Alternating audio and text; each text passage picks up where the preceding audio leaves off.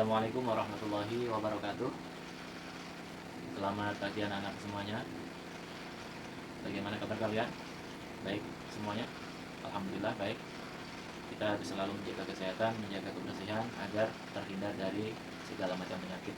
Khususnya sekarang sudah mewabah bahkan sedunia, yaitu virus corona. Ya, kita harus selalu menjaga kebersihan agar terhindar dari segala macam penyakit. Baik anak-anak semuanya, sebelum kita mulai pelajaran pada kesempatan kali ini, mari kita berdoa bersama-sama. Semoga apa yang akan kita pelajari nanti dapat bermanfaat bagi kita semua. Amin ya rabbal alamin. Berdoa mulai. Berdoa selesai. Anak-anakku yang saya cintai, pada kesempatan kali ini, pada pelajaran Al-Quran Hadis, kita akan membahas tentang bab proses penciptaan manusia dan takdirnya. Di dalam hadis Nabi yang diriwayatkan oleh Nabi Abdurrahman bin Mas'ud radhiyallahu taala anhu, berkata bahwasanya Nabi sallallahu alaihi wasallam bersabda, "Inna ahadakum yajma'u khalquhu fi batni ummihi arba'ina yawman nutfatan, thumma yakunu 'alaqatan mithla dhalik, thumma yakunu mudghatan mithla dhalik, thumma yursalu ilaihi al-malaku fayanfukhu fihi ar-ruhu wa yu'maru bi arba'i kalimatin bikatbi rizqihi wa ajalihi wa amalihi wa saqiyun aw sa'idun." Nabi bersabda bahwasanya sesungguhnya salah satu dari kalian semuanya itu diciptakan oleh Allah melalui proses di dalam rahim ibunya selama 40 hari berupa nutfah. Ini artinya proses penciptaan manusia itu juga melalui proses. Seperti halnya nasi, kita mau makan nasi juga harus berproses, mulai dari menanam padinya, mengilingnya, kemudian memasaknya, dan baru kemudian menjadi nasi dan bisa kita makan. Begitu juga kita mau pintar juga harus berproses. Kita mau menjadi pandai, menjadi pintar, harus berproses. Apa prosesnya? Mau belajar. Nah, maka harus melalui prosesnya. Jangan sampai kita mau instan, mau mie instan saja masih diproses kan? Ya, mie instan masih diproses, nggak langsung jadi bisa dimakan. Mie instan saja masih proses, apalagi kita yang mau pintar, maka harus mau belajar. Seperti halnya dalam hadis ini menjelaskan tentang proses penciptaan manusia. Manusia diciptakan oleh Allah, pertama prosesnya di dalam rahim ibu kita, di dalam rahim ibu itu 40 hari pertama berupa nutfah, yaitu sperma. Kemudian lumayakunu 'alaqatan mithla dzalik. Proses pertama sperma. Setelah sperma lumayakunu 'alaqatan mithla dzalik, menjadi segumpal darah. Ya, segumpal darah pada 40 hari kedua, yakni 80 hari. Terus tumayakun mudghatan mithla dzalik, kemudian proses yang ketiga yaitu 40 hari ketiga, 120 hari itu berupa mudghah. Mudghah itu daging, segumpal daging yang sudah berbentuk manusia. Ini segumpal darah, ini segumpal daging yang sudah berbentuk manusia. Setelah proses yang ketiga ini, yaitu 40 hari ketiga, ya, ini 40 hari pertama, 40 hari kedua, 40 hari ketiga, yakni 120 hari.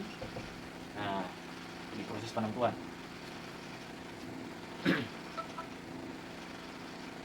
Tsumma yursalu ilaihil malaku fayanfukhu fihi ruh wa yu'maru bi arba'i kalimatin.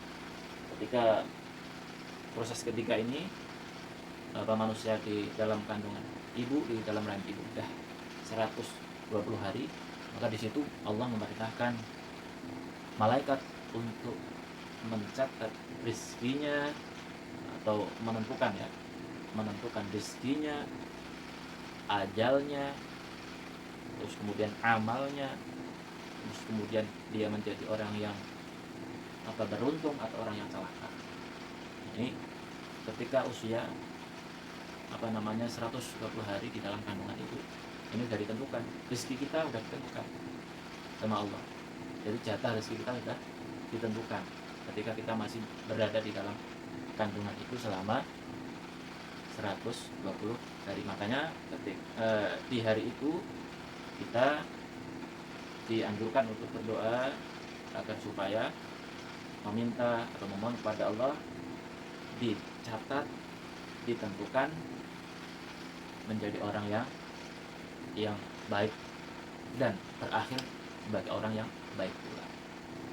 Ajalnya, kematian kita juga sudah ditentukan sama Allah, maka tidak bisa ya, ada yang mati usia kecil, ada yang mati remaja, ada yang meninggal dunia usia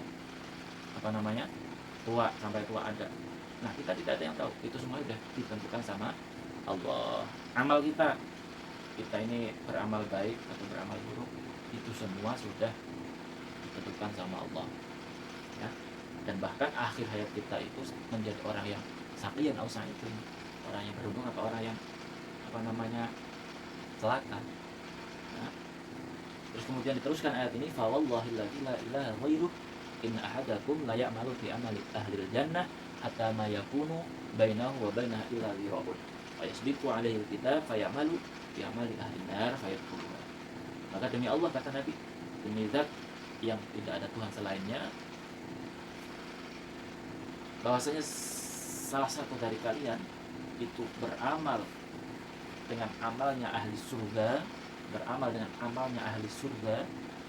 ya, bahkan seolah-olah antara kalian dengan surga itu jaraknya sudah sejengkal.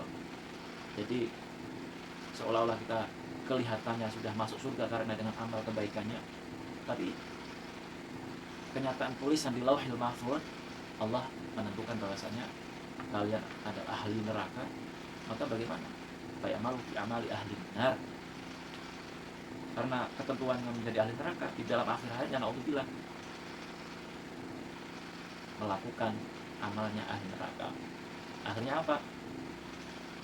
Fayamalu fi amali ahli nar fayadkhuluha. Di dalam keadaan yang melakukan kejahatan atau keburukan amalnya orang ahli neraka, kemudian dicabut nyawanya dalam keadaan su'ul khatimah, naudzubillah. Ini pun sudah menjadi ketentuan Allah. Kemudian sebaliknya, salah satu dari kalian atau kita ini beramal dengan amalnya ahli neraka, seolah-olah antara neraka dan kita itu sudah tidak ada jarak, atau jaraknya sudah sejengkal. Hatta ma yakunu baina wa baina illa dhira'un fa yasbiqu 'alal kitab fa ya'malu bi amali ahli jannah fa yadkhuluha. Karena ketentuan Allah menyatakan bahwasanya kita ya, bahwasanya kalian ahli surga meskipun dia dari lahir istilahnya, atau dia selama hidupnya melakukan keburukan yang tidak ada kebaikannya sama sekali, tetapi di dalam catatan Allah, di dalam Lauhil Mahfuz dia adalah orang ahli surga, maka kayak malu bi amali ahli jannah kayak di akhir hayatnya dia melakukan yang namanya amalannya ahli surga, melakukan kebaikan, dan dia cabut oleh Allah dalam keadaan husnul khatimah. Maka bagaimana? Ayat 10, dia masuk atau dia dimasukkan oleh Allah ke dalam surga. Nah, dari hadis ini anak-anak semuanya dapat kita ambil kesimpulan bahwasanya satu, manusia itu harus berproses. Segala sesuatu itu ada prosesnya, bahkan Allah menciptakan manusia ada prosesnya. Yang kedua, segala sesuatu yang mencakup dengan rezeki, ajal kita, amal kita itu sudah ditentukan oleh Allah dari zaman azali. Ketika kita masih dalam kandungan ibu sudah ditentukan, dicatat jatah kita.